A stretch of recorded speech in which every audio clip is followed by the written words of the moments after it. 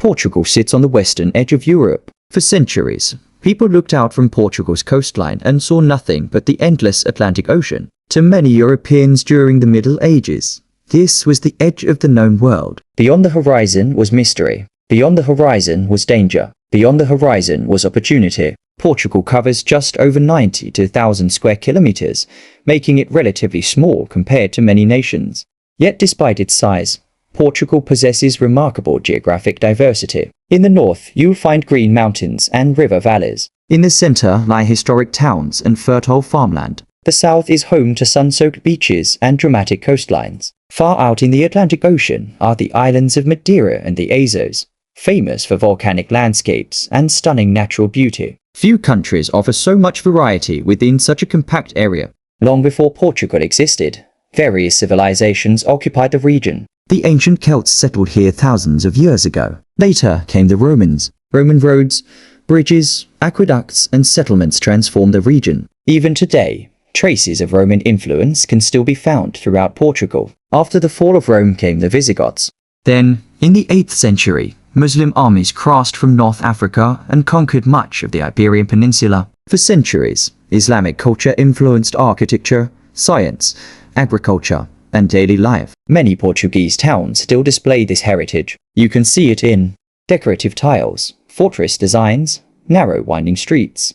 Ancient irrigation systems. The Portugal we know today emerged from the long struggle known as the Reconquista. Christian kingdoms gradually reclaimed territory from Muslim rule. In 1143, Portugal officially became an independent kingdom. Remarkably, Portugal's borders have remained largely unchanged ever since. This makes Portugal one of the oldest nations in Europe. During the 1400s, Portugal began something extraordinary. While much of Europe remained focused on land, Portugal looked toward the sea. The Atlantic Ocean became a highway of possibility. Leading this movement was Prince Henry the Navigator. Although he wasn't a sailor himself, he sponsored expeditions and encouraged advances in navigation. Portuguese sailors developed better maps, better ships, better navigation techniques. Soon they began exploring farther down the coast of Africa than anyone before them. Each voyage pushed the boundaries of human knowledge. Every journey carried enormous risks. Ships vanished, crews disappeared, storms destroyed fleets. But the Portuguese kept sailing, because they believed incredible discoveries awaited beyond the horizon.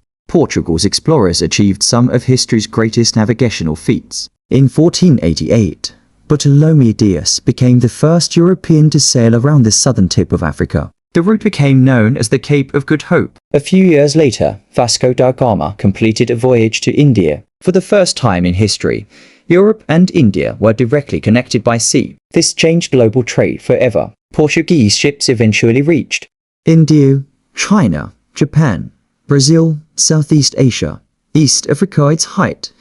Portugal controlled one of the largest maritime empires the world had ever seen. Portuguese influence stretched across multiple continents. Their discoveries reshaped economics, politics, and culture worldwide. Today, Lisbon stands as Portugal's vibrant capital. Built across 7 hills overlooking the Tagus River, Lisbon is both historic and modern. Walking through Lisbon feels like traveling through different centuries. Historic trams climb steep streets. Ancient churches stand beside trendy cafes. Colorful tiles cover building facades.